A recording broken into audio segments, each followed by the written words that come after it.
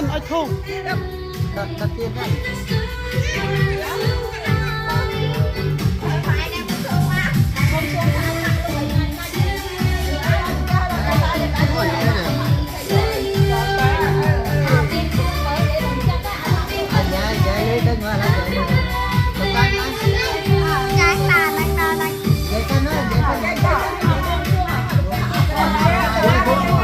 là đây phép bùng xuông con ngập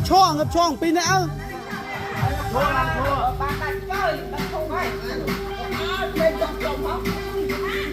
ở chân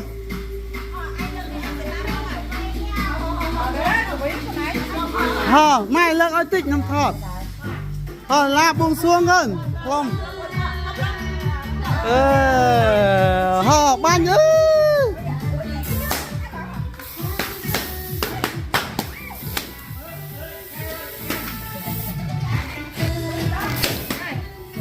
ơi ôi